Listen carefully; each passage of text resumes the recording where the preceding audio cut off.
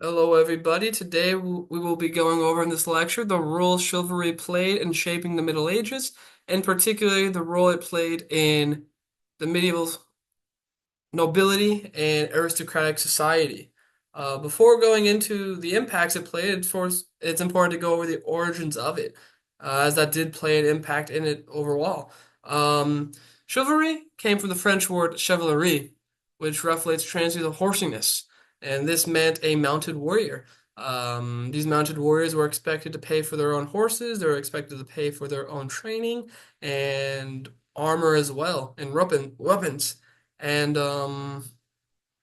they didn't fight for money. They fought to serve. They swore themselves to a sovereign, a vassal, either a king, a duke, a baron, or some other form of nobility.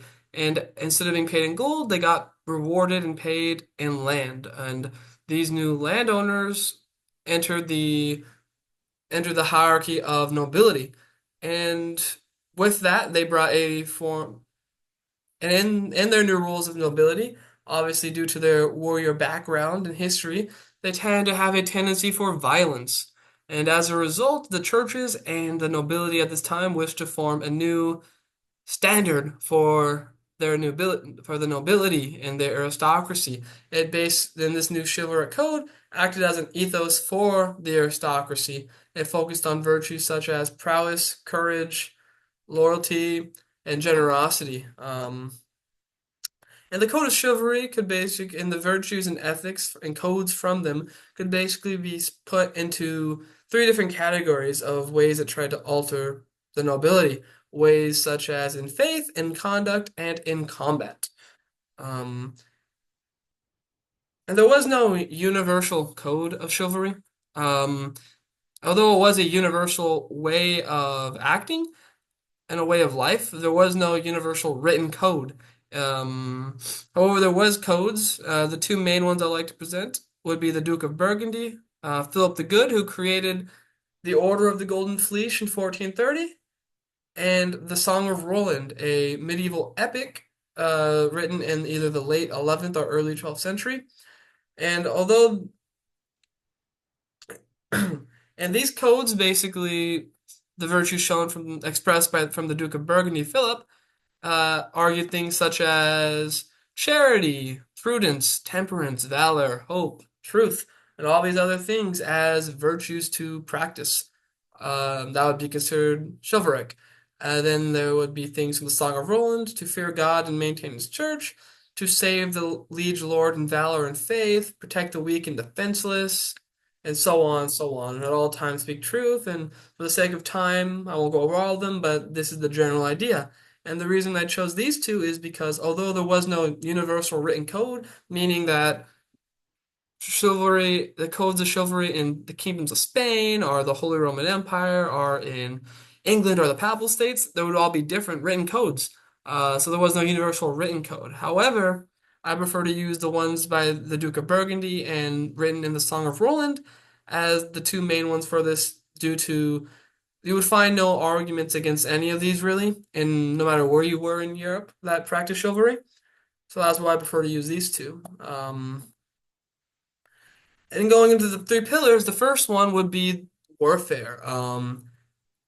The new codes of chivalry did lead to a categorization of types of war, and during certain wars, they'd be able to conduct themselves in certain ways under these new laws or codes.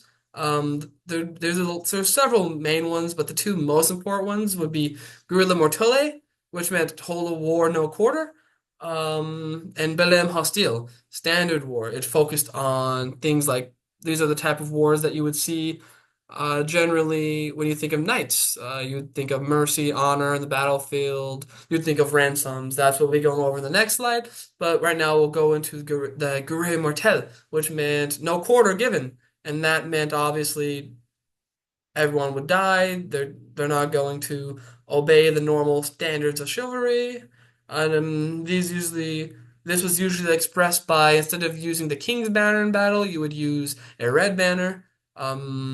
Some of the most famous examples would be the Crusades, particularly in Spain against the Muslims in the Reconquista, and the Battle of New Orleans. Saint Joan of Arc with her French companions actually raised this banner in against the English at this battle. Another famous example would be against rebel lords. It would be used on infidels. It would be for the most part, but also on rebel lords. That is the reason behind that is due to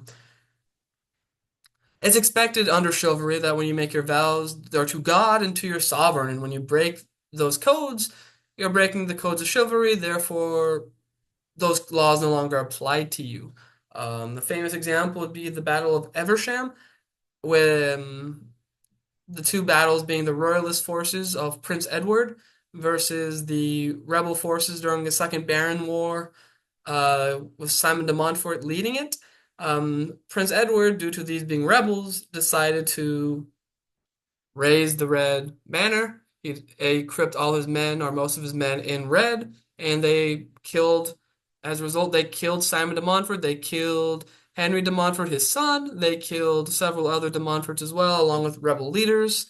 They took their land, and this was common practice in guerrilla mortelle. It was mostly only used for leaders, or for rebels, or for uh, infidels or non-Christians. Um, but going into Belem Hostile, which was the standard war we normally think of when we think of medieval battles, and encouraged mercy and honor on the battlefield, um, meaning things such as ransoms would be expected, hostages, surrenders, negotiations were to be expected. Going into battle as a knight, you weren't really expecting you. There was the potential to die, but it wasn't really expected. You were expected to either win or be captured and held for ransom, which you would have to pay. Um, it encouraged, for the most part, only nobles and their retainers to fight, and by retainers I mean men at arms and other servants. However, that obviously wasn't the case for a lot of battles in medieval history. Peasants were still forced to fight in most cases, and was different from coaches. Chivalry played a role in shaping battles and warfare because instead of fighting for money now, they instead fought for things such as honor, loyalty, and a feudal obligation. They weren't expected to get money or rewards from their kings or sovereigns. However, they could expect ransoms from people they captured and profits from spoils. Um, Another big impact would be the conduct of court and loyalties. Courtesy was the new culture. Chivalry was the new culture at this time for the nobility. It wasn't just a thing of etiquette, it was a way of life. It was drilled in them from a young age. It encouraged things such as peace between warrior elites, respect, acting honorably, not talking ill of them. Practices such as modesty and humility were heavily encouraged, acting in one station. Sacrifice of both the sacrifice of both body and wealth was also expected. It emphasized things such as loyalty to their sovereigns and to always be honest. Um, and the third one being the codes of faith in in Crusades. The chivalric theme, like knighthood, was very ceremonial. It was, in a way, sort of like the closest thing to a Christian sacrament that's not a sacrament. It's very similar to when a priest at this time or even today makes their vows. So too would a knight. They would make vows to God. They would make vows to their liege lord. It usually required things like the submersion of water in like a bath. The only way they would bathe to wash away and cleanse themselves to be pure, because knights in theory were supposed to be pure and practice all the virtues that the church and the codes of chivalry teach. And also, there'd be expected other things such as a candle vigil the night before being dubbed. And usually, you would be dubbed by either a king or a high ranking lord or even a bishop or a priest, if not a sovereign.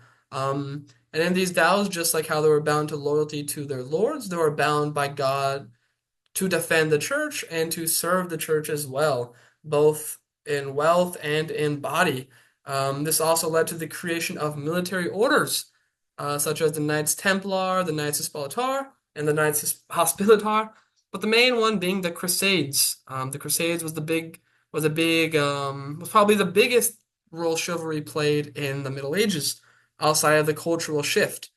Um, and these crusades, it basically unified Europe. It Pope Urban II, when he called for Europe to stop these European kingdoms to stop fighting each other, he said we need to unify. He called for a unification under God and these codes of chivalry. He called for the flower of chivalry in Europe to unify, and they said yes. They came to his cause, and so came the Crusades to free the Holy Land and much other conquered land in the Middle East. And going over these three pillars, it's easy to see the impact chivalry played in medieval Europe. It created a not written but a universal code and shifted the culture entirely, in ways such as in faith and encouraging Christianity and the spread of it, such as in the Crusades, and also in their hearts and way of life and conduct. It could change warfare. It led to more mercy and honor and I guess honor in the battles and battlefield, and also the idea of a European brotherhood. The Crusades and the universal code of, and culture of chivalry did lead to an idea of, outside of faith. It led to it was a shared faith which encouraged unity amongst these European countries and kingdoms. Um, and romance was also a big thing that was shifted around the 12th century as well. Women played a big role in encouraging men to act more humble and gentle, which came from the word gentleman.